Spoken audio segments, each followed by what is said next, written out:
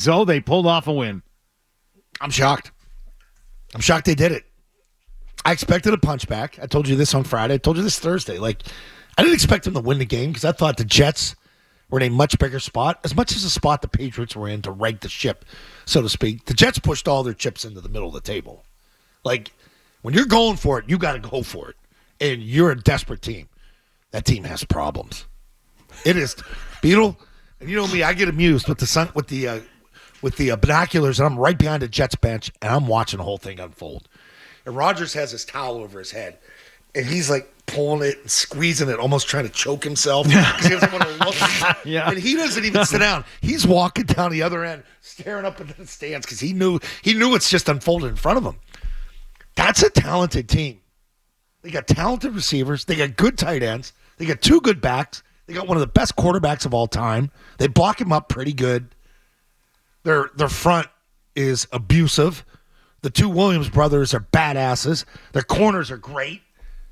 And you went out there and pulled a comeback that I don't know how many people in that building thought could do it. Kudos to Jacoby Brissett. What a day for him. For him to go in that situation, I thought it was great post-game. Like, I believed in myself because I didn't trust any of y'all. Like, and he's heard it. It's a tough spot he's in because he's a really good dude. He's been here before. You know him. You want people like that to succeed, but, hey, your time's limited here with what you got sitting there behind you. And he handled it well, and he was ready to go when he got the opportunity. The line played better. I mean, everything went against you yesterday. You didn't get one break on calls. You dropped 4 balls. What kind of game would that have been if you caught the damn ball yesterday? If your receivers actually showed up and responded besides Kayshon Boutte. Kayshon Boutte can play. I want him out there all the time.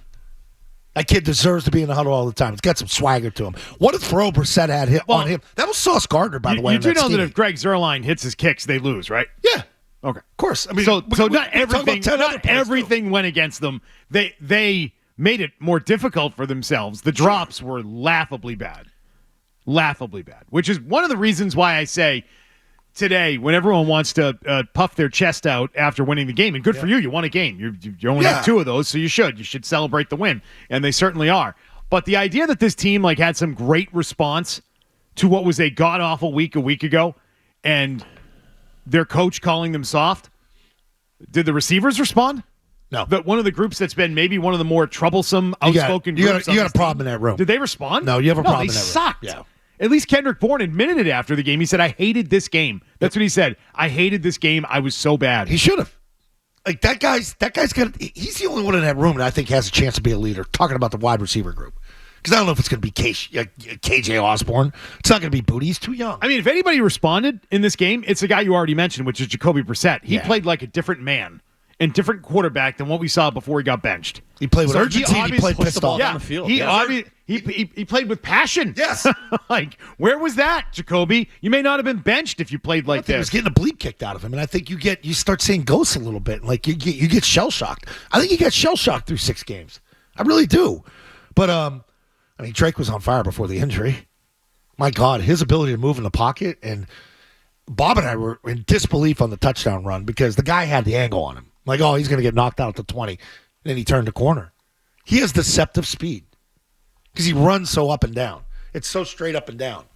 Most athletic guys hold the ball in one hand. They kind of cut and juke. He doesn't cut and juke. It's straight ahead. It's A to B. Fastest distance between 2 points, straight line. And he does that.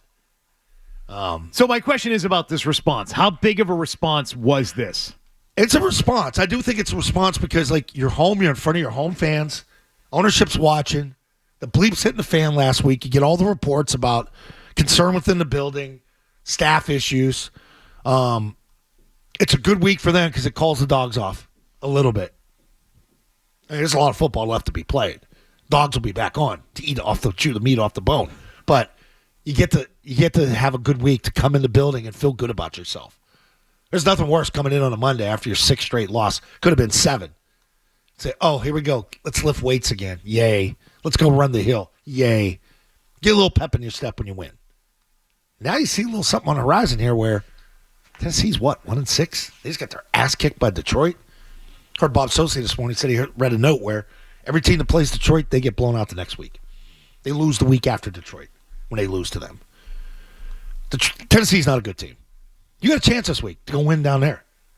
This team has to take each week. We can't look ahead. This is a day-to-day, week-to-week thing with this team. That's how they have to operate.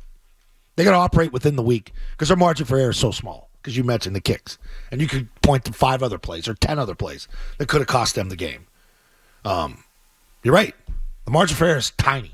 But yesterday they did it, and credit to them. They won. They saved some jobs for a while here. They eased the tension talk, They lowered the temperature. Yeah. The heat is less. They took the turkey out of the fryer. For a moment. Yeah, I mean, it took the turkey out of the fryer, and now it's hanging on the on that spit. For a moment. Yeah. For a moment. Man, the Jets are a mess. Disaster. Oh, my God. I didn't think they were this bad. Talk to Big Jim and Gasper before the game. They're yapping. They got energy. Like, you look like 2 different teams warming up. I agree with them. Like, Jets got more swagger. They got veterans that can play. What happened once the game started? Back to same old Jets. Same old Jets. That's not the team we saw in week 3. No. The timeouts Aaron and the Rodgers delay of cut you games are off. crazy. 3 timeouts in the first quarter. Unbelievable. And What are we doing? That's a guy that, again, lives on playing fast. He senses it. Like, when he knows he's got you, they don't huddle. He quick counts you. He snap counts you. He'll hard count you. He didn't do any of that.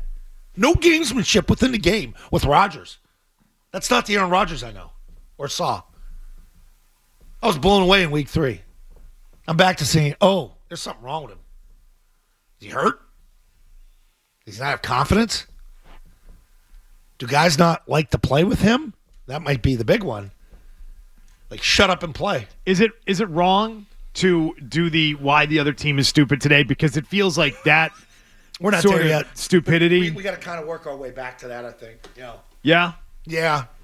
We can't sit here and really start laughing at other teams yet. I mean, Do we catch some balls? I don't know. I just think the delay of game. How about not going for it on delay a of plus game 40? on the 2 On point a conversion. 2 point. Oh. How about early in the game on a plus 40 where you're just like, New England doesn't have it. And they go for that stupid, hey, let's draw them off. Let's get some motion. Nobody's going to jump. Like, that's the stuff that New England did a couple weeks ago. We laughed at that. Midfield, hey, let's keep the offense out there. I thought they should have went for it. Like, you're on the road. You're desperate. You lost 5 in a row. We got to get it going. Yeah. A lot of things we can look at in this game. All right, let's talk about Drake Maye getting a concussion in the game yesterday and how much of a response was. I think it was somewhat of a response. Somewhat. You got to give him credit somewhat. for some of it. It's not. Christian Gonzalez, I thought, played well in this game. I mean, no Duggar. You found out before the game Duggar's not playing? Like, one of your best hitters? And Christian Gonzalez, after the game, was quick to say that he took no offense to what Jerod Mayo said and that he took it as a challenge. I'm just wondering why he hadn't said that in the previous 7 days leading up to the game yesterday. I'm just wondering why he didn't take an opportunity to come out with that, I don't know, Wednesday, Thursday, Friday, waited to win and then said that on Sunday. But it's fine. It's good. They're going to rally now, right? That what they're doing? I hope. They're rallying. They're coming together as a group. They're pissed off at everybody. They're going to play pissed off going forward. They definitely didn't quit, and that's why they were able to hang around and win that game yesterday, despite all their problems in that receiver group. And their ability to stop the run got slightly better, just a little bit. They still gave up 4 yards a carry in this game. It got a little bit better. At least they didn't give up $185 again. They didn't get gashed up the middle.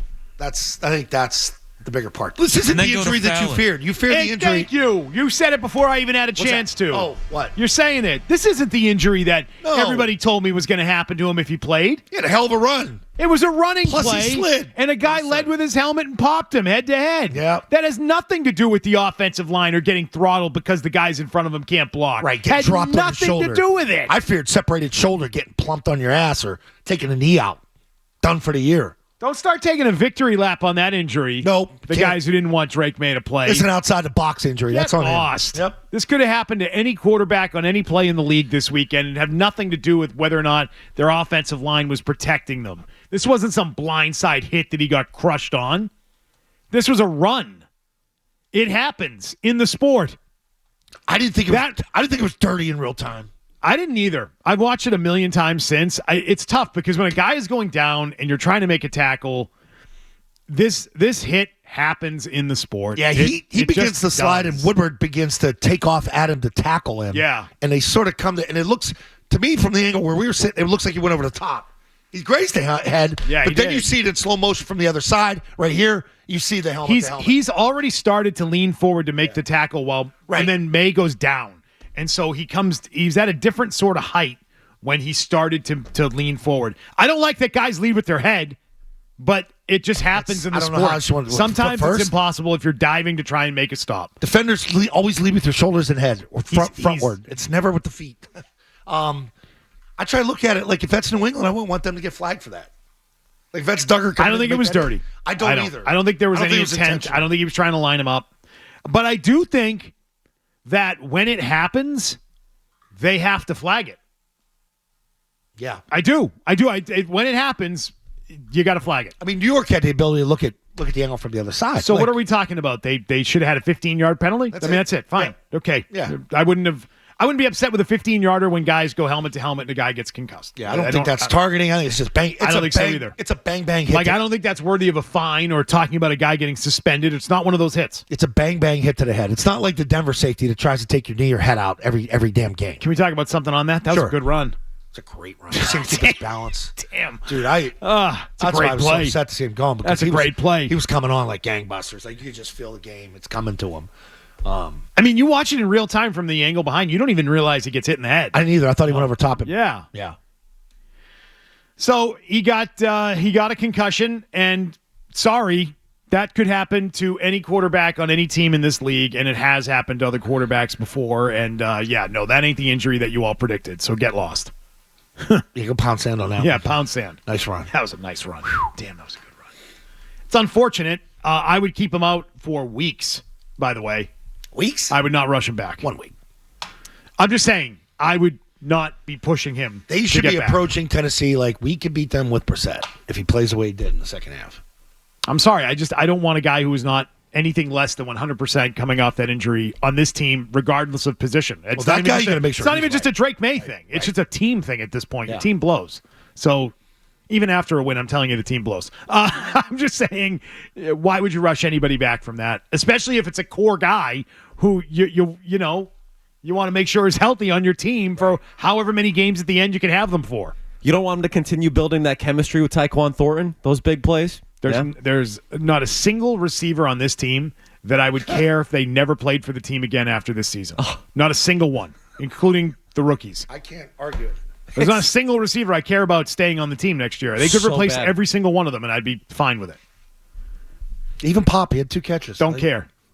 There's not a single guy that I think is special on this team. There's not a single guy who's got above average to elite ability. None. Not a single one. The sad part is I sit there and I'm watching Sunday Night Football, and I'm watching the end of that Dallas game. Jesus, that Dallas-San Fran game. And then you're watching all the replays throughout the day. There's guys making catches all over the league. Like no-name guys making catches all over the league. Guys never heard of it. Not the stars. Marvin Harrison Jr. had a big day. But, like, there's other guys. Yeah, it's not the Larry Fitzgeralds of the world. Right. It's not Pickens from freaking Pittsburgh every night. It's other guys that like, oh, wow, how come that guy can do that? We don't have one. He's right. We don't have one. Not a single one. Hunter Henry. I said it in postgame. Thank God Hunter Henry's on this team. Right now, your 2 best players, your best weapons on offense are Ramondre Stevens, Hunter Henry, number 2, and Kayshon Boutte, number 3. Period. That's it. Those are your 3 weapons. I'd throw Hooper in there, too. It gives you a little something. At least he catches the ball. Tight ends catch the ball. You know what? They shut their mouth, they show up to work, and they don't talk.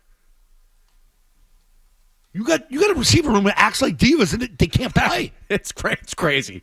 It's crazy. The ego versus what's actually like the production on the field is they insane. think they're Philadelphia Eagles receivers. Yes. Like A.J. Brown, Devontae Smith and company. Like, no, you're not. Shut up. You should take their phones. Car. I mean, I like what Bourne said after the game. Yeah, he's accountable, but he was terrible. Right. He was absolutely horrible. He's giving them nothing. By the way, no, I would call San Francisco right now and say, "Hey, you want Kendrick Bourne? because they need receivers. They obviously have the injury to Ayuk. I saw reports yesterday that they are not really in the trade market for one of those bigger names that could potentially move, and they were not in the talks before any of the big trades that happened. I'm like, well, you want another body? You want a guy that you tried to trade for back in August? Yeah, it's a piece you wanted back.